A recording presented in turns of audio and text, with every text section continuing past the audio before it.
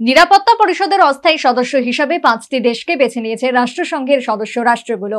নিরাপত্তা পরিষদে সদস্যপদ পেয়ে উচ্ছ্বসিত পাকিস্তান। অপরদিকে দীর্ঘদিন ধরে রাষ্ট্রসংঘের নিরাপত্তা পরিষদে স্থায়ী সদস্য পদের দাবি জানাচ্ছে ভারত। নিরাপত্তা পরিষদের অস্থায়ী সদস্য হিসেবে 5টি দেশকে বেছে নিয়েছে রাষ্ট্রসংঘের সদস্য রাষ্ট্রগুলো। মোট 182টি ভোট পেয়ে নির্বাচিত হয়েছে ভারতের প্রতিবেশী দেশ পাকিস্তান। এছাড়াও নির্বাচিত হয়েছে সোমালিয়া, ডেনমার্ক, গ্রিস এবং পানামা। 2025 জানুয়ারি থেকে 2026 ডিসেম্বর পর্যন্ত নিরাপত্তা পরিষদের সদস্য থাকবে এই দেশগুলো। আন্তর্জাতিক নিরাপত্তা সহ অন্যান্য নানা বিষয়ে সমালোচনায় অংশ নিতে পারবে সংশ্লিষ্ট দেশগুলো। নিরাপত্তা পরিষদের সদস্যপদ পেয়ে উচ্ছ্বসিত পাকিস্তান। দেশের প্রধানমন্ত্রী শাহবাজ শরীফ এক স্যান্ডেলে পোস্ট করে বলেন, নিরাপত্তা পরিষদে নির্বাচিত হওয়া পাকিস্তানের পক্ষে অত্যন্ত গর্বের। আন্তর্জাতিক শান্তি ও নিরাপত্তা রক্ষায় পাকিস্তানের কূটনৈতিক ভূমিকার উপরে ভরসা রেখেছে গোটা বিশ্ব।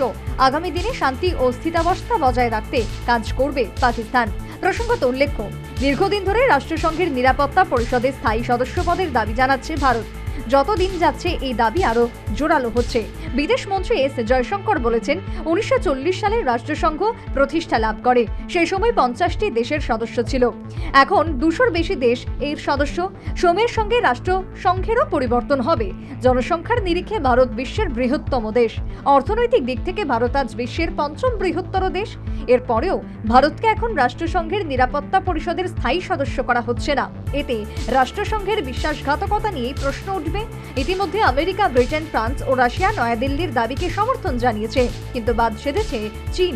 জানিয়ে বহুবার বেজিংকে একহাত নিয়েছে Naya Dilli. Bureau report, news vanguard.